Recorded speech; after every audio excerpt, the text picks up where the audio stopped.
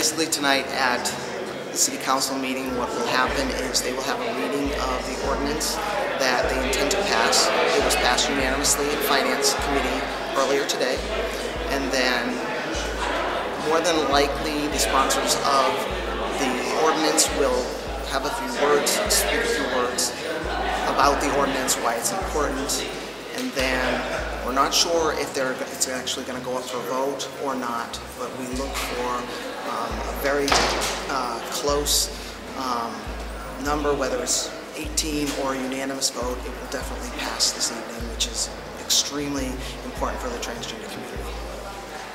So what does it mean for you? For me as a transgender individual, it means that I don't have to worry about employment. I don't have to worry about being fired because of who I am. It means that I don't have to worry about not being hired because of who I am. That being transgender does not have an input as to whether or not I'm qualified for the job. It also means that in public accommodations and also in housing that I cannot be discriminated against simply because of my gender identity and the fact that I'm transgender. So, and these are very important issues for people within the transgender community because, as recent surveys have shown, there is a high portion of transgendered individuals that are below poverty level because of employment and lack of employment, and the fact that employers don't want to hire transgendered individuals simply because they are transgender, regardless of whether they're qualified or not. And so people will now be responsible in looking at people's qualifications and not how they dress or if they're transgender or not. We have before us this evening under second reading ordinances, in this case amended, ordinance number 1260-08 that has been before the council for considerable discussion. And Mr. President, I rise to join with the other sponsors in what I hope tonight will be a very, very strong vote within the council to enact ordinance number 1260-08. Because, Mr. President, anytime there's discrimination, the council needs to stand and take a strong stand against it. In the case of gender identity, that has been a matter that this council has needed to include within our ordinances in housing and employment. Let it be known that with the inaction of this ordinance, that gender identity, gender expression will now stand along with other categories of people that have been discriminated against. 1 year ago, Mr. Chairman, we started out in our world at the number 0. And tonight, on November 30th, we are at number 98.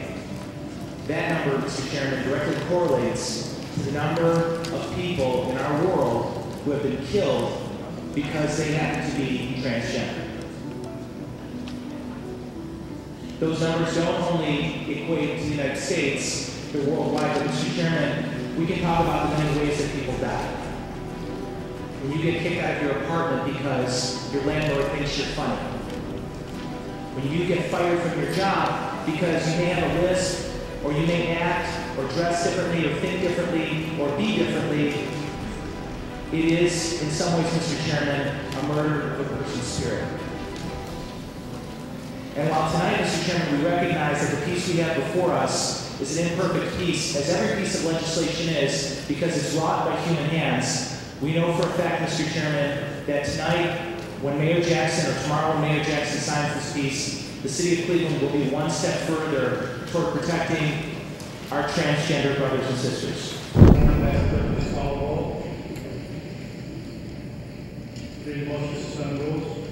By Councilmember Cloud, the rules to be suspended and the legislation just ready to place on final passage. Seconded by Councilmember Johnson. Call the roll. Sweeney, Brady, Rankin, Sellers, Simpson, Cleveland, Cloud, Connell, Cummings, Dow, Johnson, Kane, Kelly, Miller, Mitchell, Blessings, Freebie, Santiago, Westbrook, Brooks, Zone, 21 years.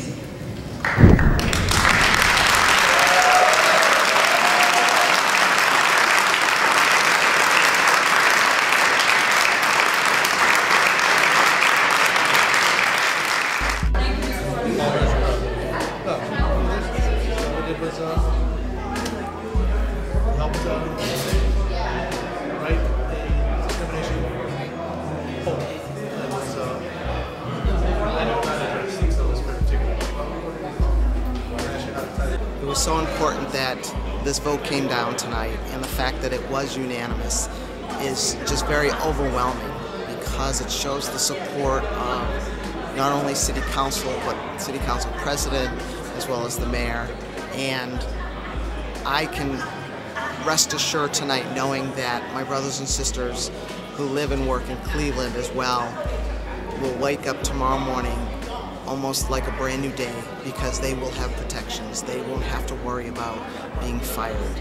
I am so filled with so many emotions right now because of the fact that we are recognized and we are valued, and that we didn't do it alone, that the lesbian, gay, and bisexual community came up right behind us and right beside us to walk with us through this process and to help get this passed. If it was not for the lesbian, gay, and bisexual community along with the transgender community and City Council, it would not have happened. And to have a unanimous vote is almost unheard of when it comes to rights for transgendered individuals. So this was such a big night for all of Cleveland, not just the transgender community, but all of Cleveland.